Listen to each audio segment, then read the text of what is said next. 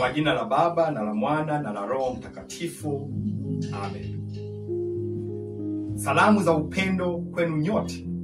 Hasa leo ninapoongea na kuhubiri na kuhutubia Wakristo ambao umekusanyika hapo katika sehemu ya Songambele Nduli, na ninazungumza nanyi kwa niaba ya Waanglikana wote Tanzania na wote wanaopata nafasi kutusikiliza katika media yetu. Leo katika hotuba hii napenda kuzungumzia historia kwa ufupi. Kwa nini jimbo letu la Episcopal Anglican Tanzania ndio jimbo bora kwa Waanglikana wa Tanzania? Hotuba ya leo nimeitafakari sana kupitia kitabu cha Ufunuo sura ya 2 mstari ule wa 4 hadi wa 5, ambapo Yohana anapewa agizo la kuandika maneno haya kwa kanisa la Efeso. Nina neno juu yako ya kwamba umeacha upendo wako wa kwanza. Basi embu kumbuka ni wapi ulipoanguka, na ukatubu na ukafanye matendo ya kwanza. Kisha nikawaza sana na kuipatia kichwa cha habari hotuba hii: kurudisha upendo wa kwanza na uwekezaji kwa watu, yani maisha ya Kianglikana kwa maisha bora. Na mimi leo katika hotuba hii nina neno dhidi ya historia ya Uanglikana Tanzania, ili niwe na neno juu ya jimbo letu jipya la Episcopal Anglican Tanzania. Ndugu zangu Waanglikana, mmenisikia nikisema kwamba siamini katika kuwa na kanisa ambalo halifanyi kazi na halibebi msalaba wa Yesu kwa ajili ya maisha bora dhidi ya umasikini na dhuluma na mifumo ya kijamii ambayo inaleta hadha. Kwa kweli, siamini katika kanisa lolote ambalo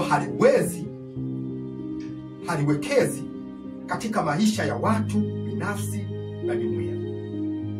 Siamini katika uongozi wa kanisa ambao hauishi kulingana na kanuni za utumishi ya kile ambacho Yesu Kristo ametuitia katika maono yake katika kanisa. Siamini katika theolojia yoyote na yoyote inayokandamiza wanyonge. Kwa hakika, siamini katika ushirikiano wowote wa kanisa na serikali unaokuwa sababu ya maumivu, mateso, fadhaa, dhuluma kwa wanyonge, na kwa ajili tu ya kulinda maslahi ya wachache kanisani dhidi ya uhuru wa watu katika Kristo. Nimeanza na kusema nisichoamini kwa sababu kulingana na Ufunuo sura ya 2 mstari ule wa 4 hadi wa 5, historia ya Uanglikana ndiyo imekuwa hicho nisichokiamini. Historia, kama tunavyojua, ni miundo ya matukio katika maisha ambayo yanaweza yakachunguzwa katika maabara. Kwa hiyo, historia inatujulisha jinsi tulivyokuwa, na tulichokuwa ni huzuni ya kile ambacho Uanglikana nchini Tanzania umeacha upendo wake wa kwanza, ambao ulikuja kupitia wamishonari wa Kianglikana wa UMCA mwaka 1857 na wa CMS mwaka 1888. Kwa hiyo, kanisa la Efeso katika kitabu cha Ufunuo ni Uanglikana nchini Tanzania.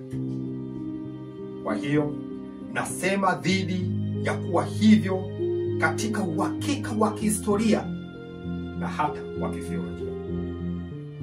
Ninasema kwa uchungu mkubwa, kwa maana upendo wangu kwa Waanglikana wangu ni sababu ya uchungu, kwa sababu tunataka kurudisha na kuthibitisha tena yale tuliyoyaacha tangu mwaka 1961. Na nasema kwa sababu sina chaguo lingine. Hakuna njia nyingine isipokuwa kufanya hivyo kupitia maisha mapya ya jimbo letu la Episcopal Anglican Tanzania. Embu tuwaulize kwa pamoja hawa mafarao walioanzisha historia hii: unawezaje ukawa kanisa ikiwa uwepo wako hauleti maana kwa mazingira yako ya kanisa? Unawezaje kuhalalisha kuwa kanisa ambalo historia yako imejengwa juu ya kunyang'anya, na kukanyaga matumaini na ndoto za watu. Unawezaje ukahalalisha uwepo wako ikiwa kweli unakuwa ni sababu ya maumivu, mateso na ukosefu wa haki katika jamii uliopo? Kwa hiyo ninachokikosoa ni maisha ya Anglikana nchini Tanzania, kwa sababu ni historia ambayo haileti maana ya utajiri wa imani, upendo, maono na ushuhuda wa kuwa kanisa la Uingereza nchini Tanzania. Ninakosoa sana kwa sababu ninajua jinsi Uanglikana ulivyofana nchini Tanzania kabla ya mwaka 1955, ambayo ni kinyume kabisa na yale ambayo yamekuwa yakitokea Tanzania baada ya mwaka 1967. Sasa kuna pengo kati ya mwaka 1955 hadi 1967. Linaweza likagawanya katika vipindi viwili kwa miaka 6 kila kimoja. Kila kipindi kinazungumzia mmomonyoko wa kasi kutoka katika Uanglikana bora. Mmomonyoko huu umeimarisha uundaji wa utawala wa kanisa la Anglikana la sasa nchini Tanzania. Bila shaka ninazungumzia tofauti kuu kwa kile ambacho kanisa la Uingereza liliwekeza kwa ushuhuda wake kwa Watanzania ikilinganishwa na kile ambacho uongozi wa wazawa wa Tanzania ambao ulikuja mwaka 1955 ulifanya uwekezaji wake kwenye mizizi ya dhuluma za kijamii, kiuchumi na kisiasa miongoni mwa Watanzania wenzao.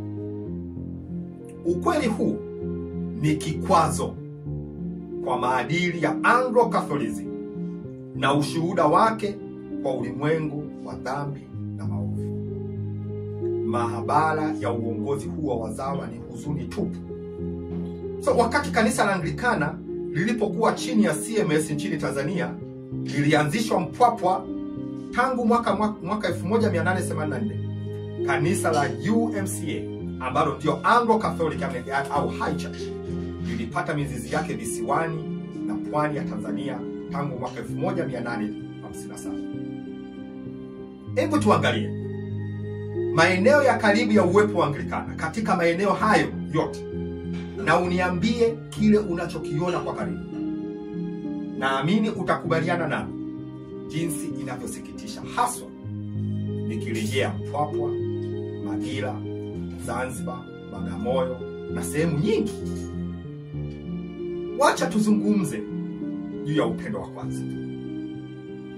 Kuanzia mwaka 1892 hadi 1955, mbawa mbili za kanisa la Anglikana zilikuwa kwa kasi sana kwa kuzingatia uwekezaji katika misheni za kijamii na kiuchumi ambazo zilielekezwa moja kwa moja kwa watu. Watanzania wengi walinufaika moja kwa moja na ushuhuda wa mishonari wa Kianglikana kama ilivyothibitishwa na majengo ya mashule, hospitali, biashara na viwanda. Muhimu zaidi ni jinsi wa mishonari wa Anglikana walivyowekeza katika utamaduni wa Kitanzania kwa kuiandika na kuikuza lugha yetu ya Kiswahili kama chombo cha mawasiliano asilia. Kadhalika, wamishonari hawa wa Kianglikana walithibitisha upendo na heshima yao kwa Watanzania kwa kusimamia kidete kukomesha uovu wa utumwa nchini Tanzania. Ushuhuda huu na ushahidi wao wa Kristo katika kielelezo cha Uanglikana ni dhahiri zilikuwa ni injili za kijamii na kiuchumi. Waliwekeza na kuwahubiria Watanzania, na upiganaji wao dhidi ya utumwa nchini Tanzania ulizungumzia utu wao kwa Waafrika. Kielelezo cha upendo huu kwa Watanzania kilipata alama yake pale Waanglikana hawa walipokuwa na nguvu ya kutetea na kuipatia Tanganyika uhuru. Safari ambayo waliichukua kwa umakini na uaminifu kuanzia mwaka 1955 hadi 1961. Siogopi na wala sioni aibu kusema hivyo kwamba ustawi wa Watanzania na hasa mafanikio ya TANU na uhuru wa Tanganyika na Zanzibar ilikuwa ni kazi ya wamishonari wa Kianglikana nchini Tanzania. Tanzania ina makaburi mengi ya mihanga ya wamishonari hao waliokufa kwa kile walichokiamini kuwa ni kitakatifu, ni haki kwa Watanzania. Miongoni mwa makaburi hayo ni Magira Tanga na Mpwapwa Dodoma. Chuki dhidi ya upendo huu wote unaweza kusemwa kuwa ulianza mwaka 1955 ambapo siasa za wazawa wa Kianglikana wa Tanzania zilichanganywa na uongozi wa wazawa katika kanisa.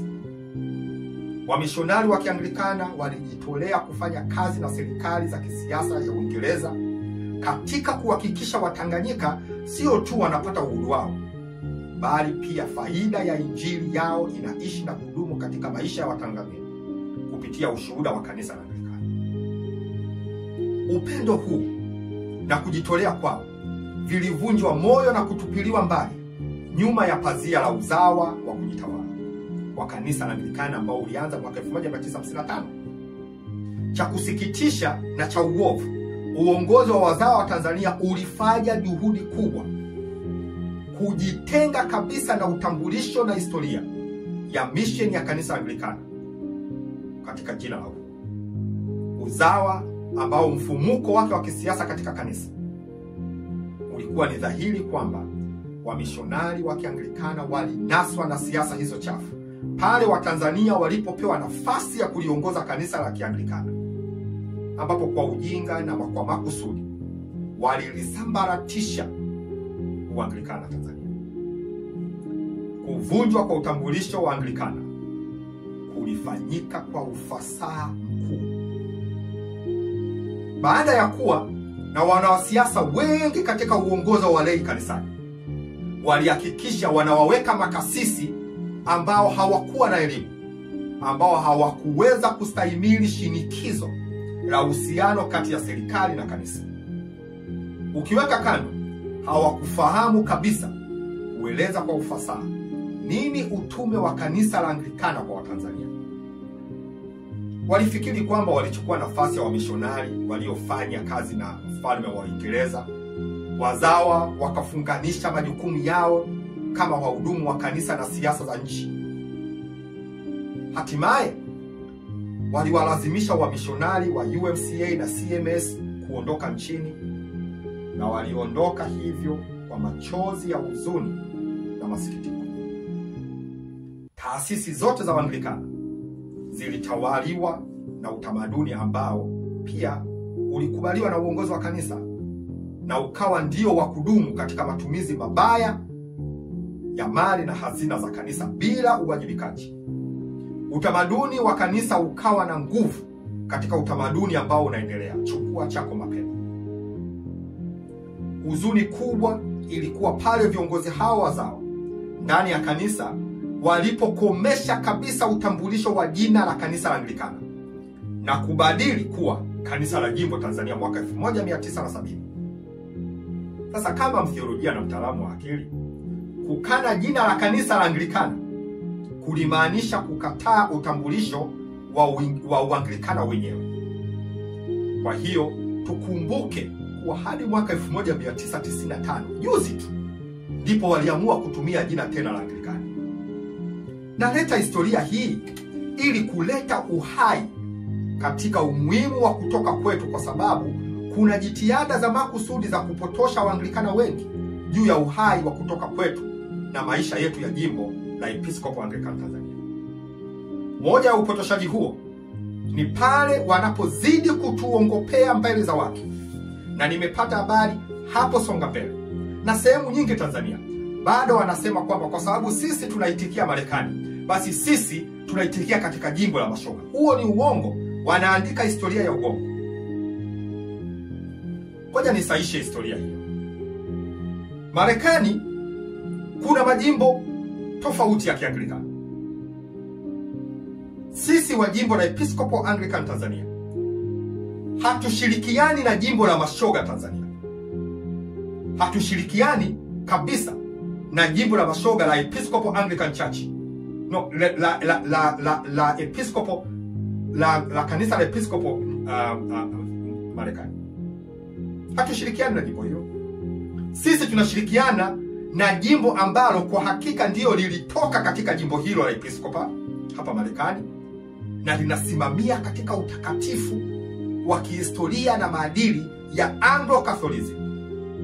Sasa hawa wanaopotosha historia hii, ninawakumbusha tena kwamba kila wakati mnapoleta historia ya uongo katika jimbo letu, mnanipa nafasi ya kuwaeleza Waanglikana kwamba ni nani katika Tanzania wanashirikiana na hao mashoga.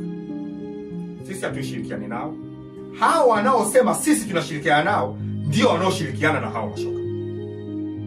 Sasa nipeni tu muda kila wakati nizidi kueleza jambo hili, na ninashukuru kila ninapolieleza Waanglikana wanalielewa na wanalikubali. Sasa sisi hatushirikiani na jimbo la mashoga Marekani. Sisi tumekwenda katika jimbo ambalo limeamua kudumisha historia ya Kianglikana ya Anglo-Catholicism. Kwa sisi ndio Anglo-Catholicism ya hapa Marekani, na ambayo iko katika sehemu nyingi hata Afrika na Uingereza. Na ndio wale waliosimama kidete dhidi ya ushoga katika Lambeth iliyopita ya 2022. Sisi ndio hao tunaoshirikiana nao. Sasa tuwauliza hao wanaotuambia sisi, hebu waje wazi waseme kwa uwazi wanashirikiana na nani kati ya mashoga ama sio mashoga. Wanataka kufanya hivyo kwa kutengeneza historia ya uongo na kuandika historia mpya. Chombo chenye nguvu ambacho tunacho ni kuleta historia ya kweli kwenye mazungumzo ya kutoka kwetu. Na nitakifanya hivi kwa uaminifu mkubwa. Ninanyenyekezwa sana kwamba kila ninapozungumzia historia katika uhalisia wake, Waanglikana wanaipata sana na inawaingia sana. Na wanafanya hivyo kwa sababu wao ni wahanga wa historia hiyo. Kwa hivyo, ninachokileta ni historia ambayo si ngeni kwa uzoefu wao. Badala yake ni historia hiyo ni uthibitisho wa majeraha yao na kiu yao. Kiu ya kurejesha mizizi yao kama Waanglikana, na kamwe si vinginevyo. Sababu nyingine ya kuleta historia ni kuwakumbusha Waanglikana Tanzania kwamba kuanzishwa kwa jimbo letu jipya la Episcopal Anglican Tanzania ni kuthibitisha na kurudisha Uanglikana wetu ambao uliharibiwa na kuteketezwa mwaka 1961 na pale ulipokataliwa rasmi mwaka 1970. Uthibitisho tunao katika ushuhuda wa usajili wao mwaka 1970 na katika katiba yao. Kanisa la Jimbo Tanzania la wakati ule na wakati huu chini ya jina jipya halihusiani kabisa na maono na ushuhuda wa kanisa la Anglikana lililokuwa chini ya UMCA na CMS. Kwa hiyo sisi wa kutoka kujiunga na jimbo jipya la Episcopal Anglican Tanzania, hatukatai Uanglikana wetu kama wenzetu walivyoukataa mwaka 1970. Hatufanyi kosa hilo, bali tunachokataa ni mizizi ya maisha yote ya kuwa chini ya Dodoma ya uundaji wao kuanzia mwaka 1961 hadi 1970. Hilo ndio tunalokataa. Kwa hiyo sisi Waanglikana wa kutoka tunaingia kwenye mizizi ya kanisa la Uingereza lililoanza mwaka 1857 na 1884 ambapo lilikaa hadi 1955. Tunachokataa kwa mujibu wa historia ni upuzi wa mwaka 1961 kama nilivyoelezea katika maisha yote ya Anglikana nchini Tanzania. Hilo ndio tunalokataa. Sasa maisha tunayo ya katani yapi? Labda nieleze kwa kifupi. Ni hayo maisha ya miaka 9 kuanzia 1961 hadi 1970, ambayo kwa huzuni iliweka mekanizmu na patholojia ya machozi na maumivu, mateso na fadhaa, na kukataliwa kwa Uingereza nchini Tanzania, Uanglikana nchini Tanzania. Tunakataa kile kilichofanya taasisi za Kianglikana za kijamii na kiuchumi na miundombinu kama vile mashule, mahospitali, vyombo vya habari na uwekezaji wa kiuchumi kupuuzwa na kuzoroteshwa na hata kuharibiwa na kufa kabisa.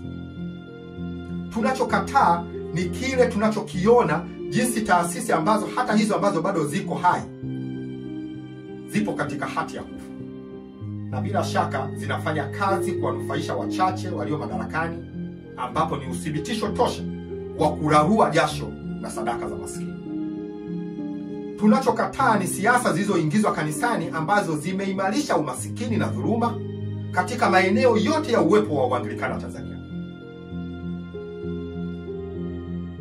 Hayo ndio tunalokataa.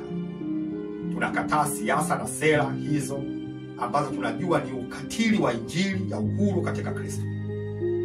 Tunakataa utamaduni wa kuwanyang'anya Waanglikana haki zao za kuzungumza kwa uhuru ufahamu wao na kukataliwa mali za jasho lao na nguvu zao. Maeneo ninayoyapenda zaidi ya hija ni yale maeneo ambayo ninaweza nikaona ninachokikataa kwa macho yangu kuona katika maeneo ya kihistoria hayo ya hija, ambayo kwa upande mmoja unatukumbusha upendo wa kwanza wa dhabihu ya wamishonari wetu wa UMCA na CMS, na kwa upande mwingine unaonyesha uharibifu ambao uliletwa na viongozi wetu wazawa. Bila shaka ninazungumzia Mpwapwa na Magira. Maeneo hayo yako wazi kwa umma kuyatembelea na kuyaona, na ninawaalika Waanglikana wote kutembelea maeneo hayo ya hija. Ninawaalika, na mnapotembelea chukueni karatasi na andika matafakari ya kina ya hayo mnayoyaona, na ninawahakikishia hamtaondoka sehemu hizo bila ya machozi ya huzuni ya kujua jinsi historia ya mwaka 1961 hadi sasa inavyoangamiza Uanglikana nchini Tanzania. Na ninataja sehemu hizi mbili kwa sababu ndizo ambazo ninazifahamu kwa kina kama ushuhuda wa kile nilichotaka sana kujenga upya kanisa la Anglikana Tanzania. Kisha nikatambua kuwa ni kweli kabisa kwamba Yesu alichokisema ni kweli. Huwezi kamwe kumimina divai mpya katika chombo cha zamani, kwa sababu kwa kufanya hivyo chombo hicho kitapasuka. Sasa hesabu inaniambia kuwa Uanglikana ni miaka 140 nchini Tanzania. Tangu askofu wa kwanza mzawa wa Anglikana Tanzania kuwekwa wafu wa mwaka ni miaka 69 sasa. Lakini ni aina gani ya historia ambayo miaka hiyo yote inatuambia? Inatosha Waanglikana wenzangu, tutoke na kujiunga na jimbo jipya. Lakini tujiulize, tunatoka kwenda wapi? Kama nilivyosema, sisi ni kutoka kuelekea kwa yale ambayo baba zetu na mama zetu wamishonari wa Kianglikana walileta Tanzania, kwa yale walioteseka na kufa nayo kwa ajili ya kutupatia utambulisho mkuu wa imani ya Kikristo katika mila na desturi za Kianglikana. Tunatoka kurudi katika upendo wa kwanza wa wamishonari wa Kianglikana waliowekeza nchini Tanzania katika uwekezaji mkubwa wa kijamii na kiuchumi, katika elimu, dawa, biashara na viwanda. Sisi ni kutoka kuingia katika matumaini na mafanikio kama watoto wa Mungu katika uhuru wa Kristo. Ikiwa wamishonari hawa wametusadikisha kwamba kanisa linaweza kuwa nguvu ya uwekezaji huu katika maisha na jamii za watu,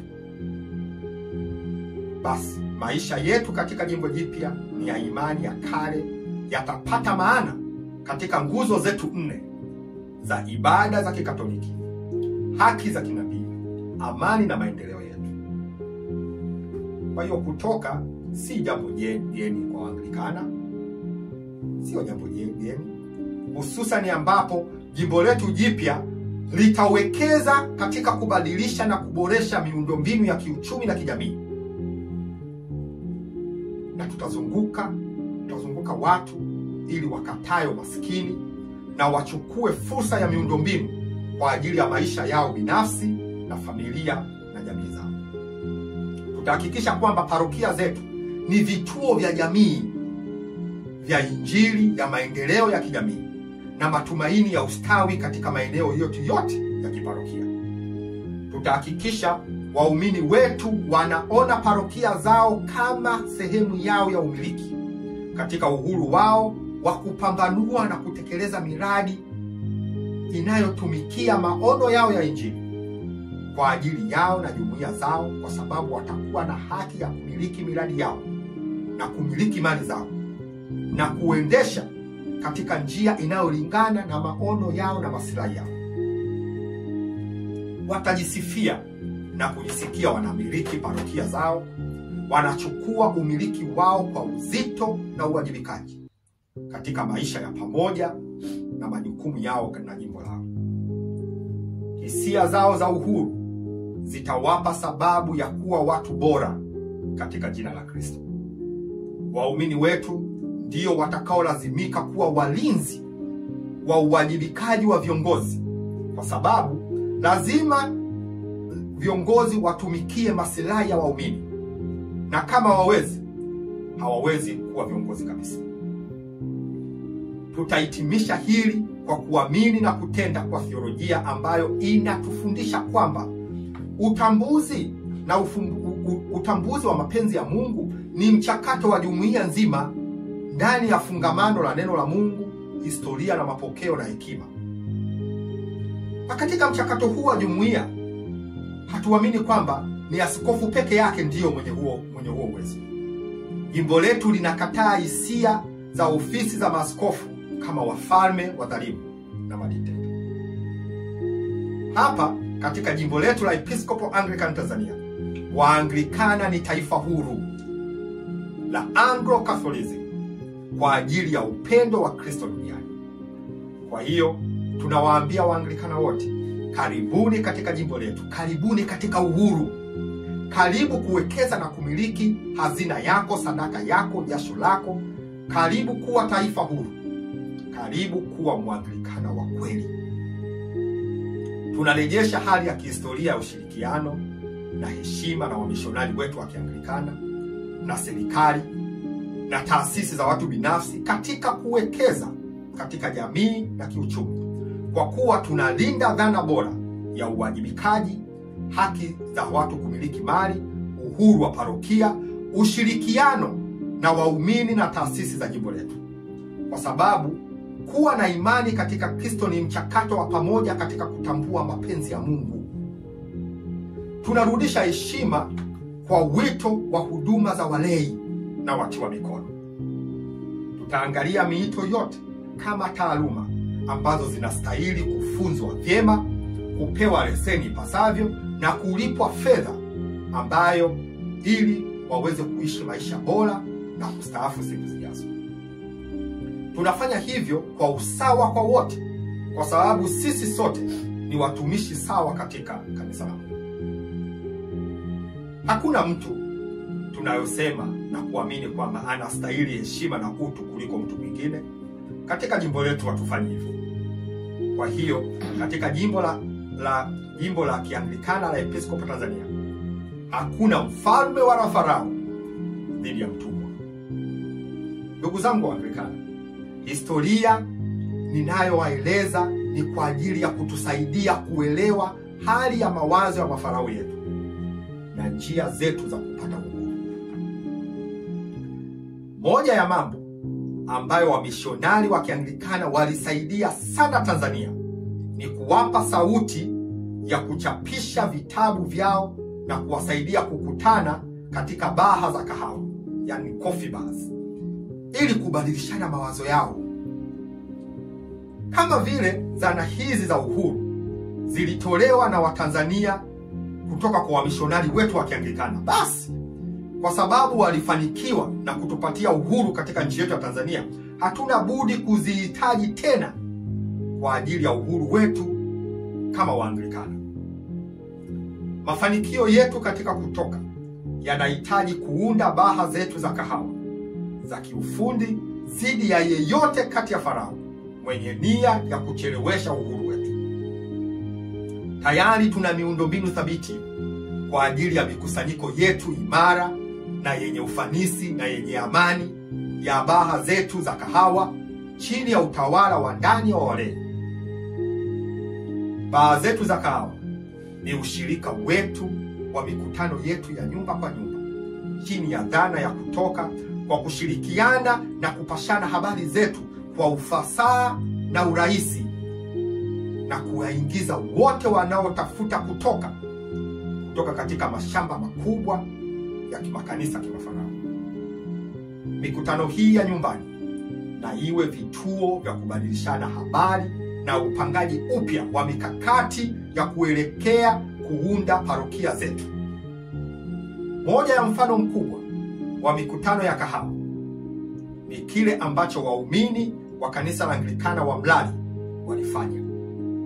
Walikutana katika nyumba ya Mama Grace Lowe wa Mlali Yeru, ambaye ni maarufu sana kama Mama Rosa, mama mlei mnyenyekevu na mwaminifu wa Anglikana, ambaye alitupa ulinzi na usalama, uongozi wa walei wa kutoka dhidi ya vitisho na unyanyasaji mkuu ambavyo havijawahi kutokea, ambavyo viliratibiwa na mafarao.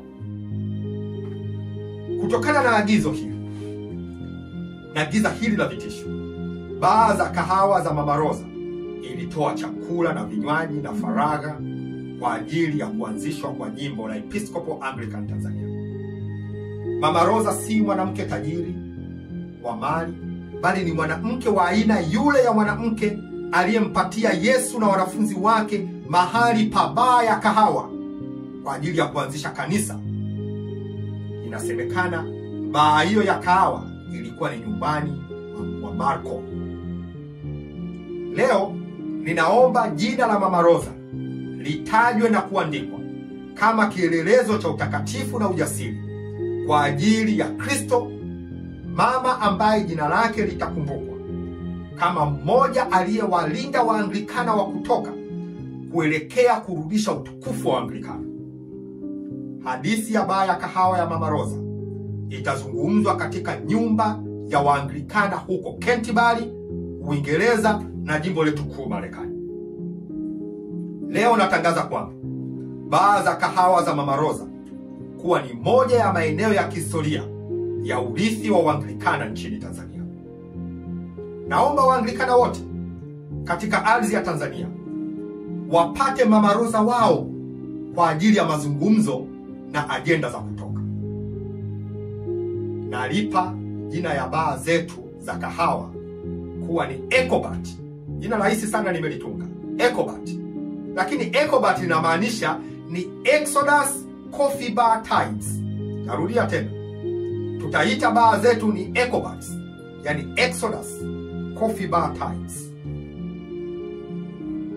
Basi, kama vile tulivyoona Ecobat ya Mama Rosa, anzisheni Ecobat kila mahali palipo na jumuiya zenu. Ecobat italeta ongezeko kubwa la waumini wetu katika muda mfupi sana, na itakuwa ngao dhidi ya hasira zinazoratibiwa na mafarao.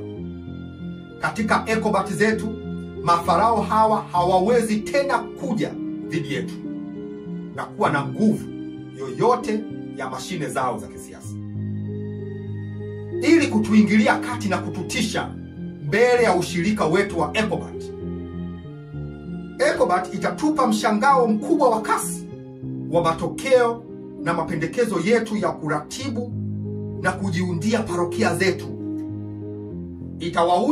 Itawaudhi mafarao kwa mshtuko wa hofu, na itawafanya mafarao waseme kwa hasira dhidi yetu, lakini hawatatugusa kamwe na kuja kuweka vizingiti katikati ya njia zetu za uhuru. Lakini hatuna ujinga wa kutokujua kwamba mafarao watajaribu kuja na mawazo ya kutuponda katika Ecobat zetu, kwa sababu kufanya hivyo tutakuwa tuna hekima. Lakini jaribio lolote dhidi ya Ecobat halitafanikiwa wakati huu. Mafarao watakuwa na chaguo moja tu, ambalo ni kujaribu kujigeuza kuwa na maono ya kutoka kwetu. Lakini nina habari mbaya kwao, kwamba kamwe hawataweza kubadilika na kuwa kutoka, kwa sababu kufanya hivyo ina maana kwamba wanapaswa kuacha nguvu zao za ubinafsi.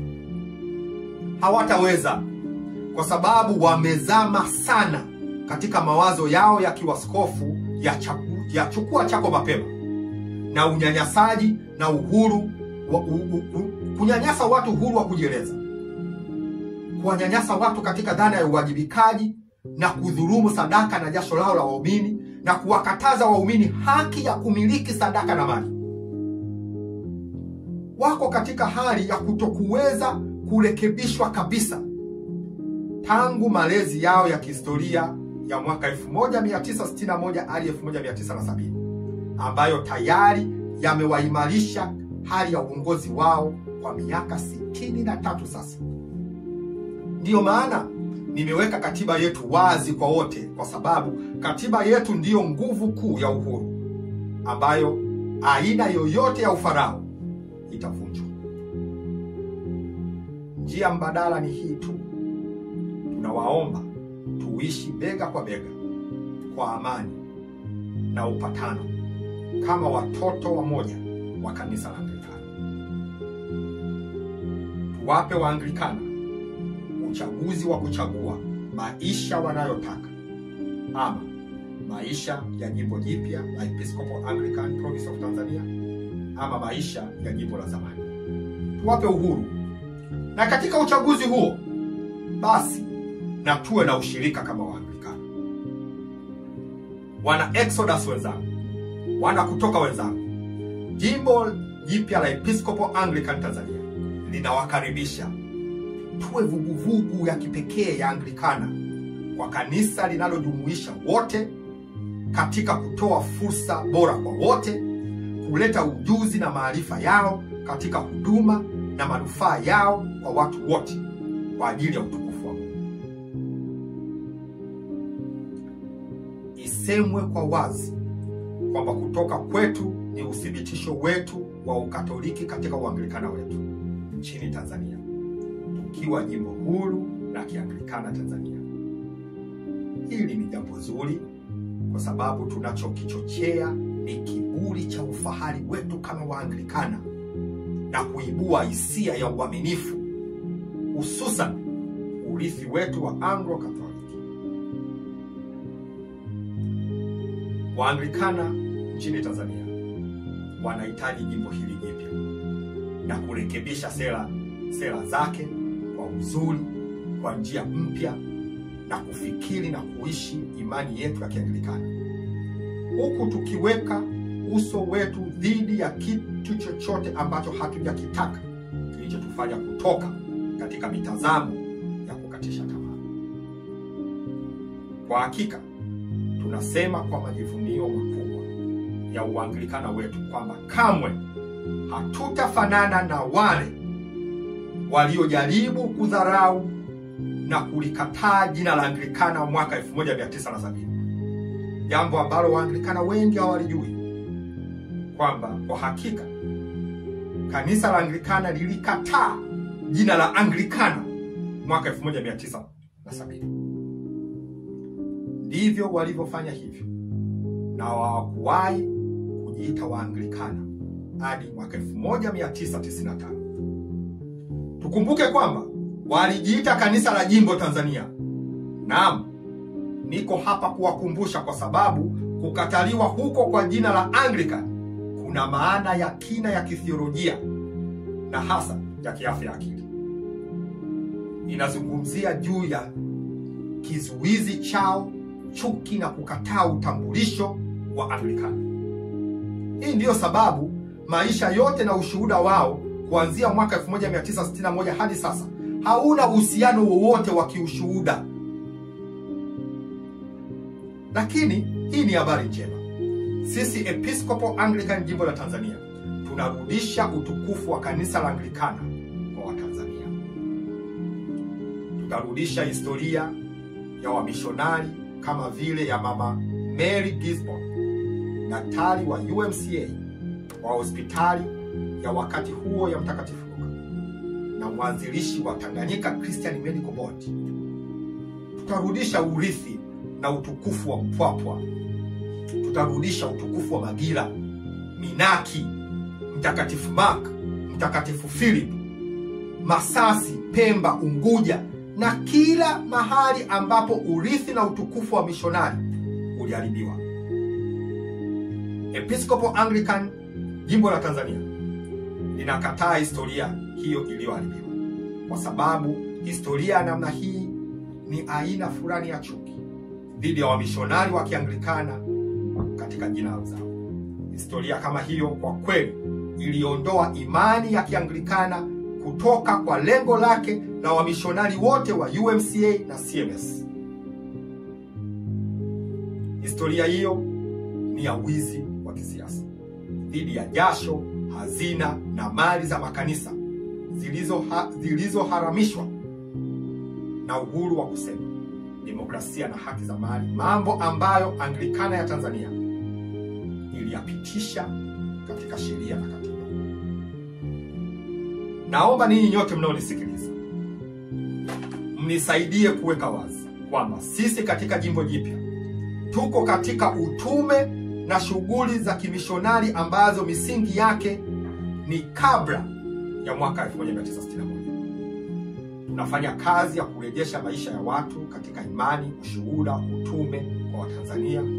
Tutawekeza wazi kwamba tunatoa huduma zetu kwa jumuiya ambazo parokia zetu zitaanzisha uwepo wake.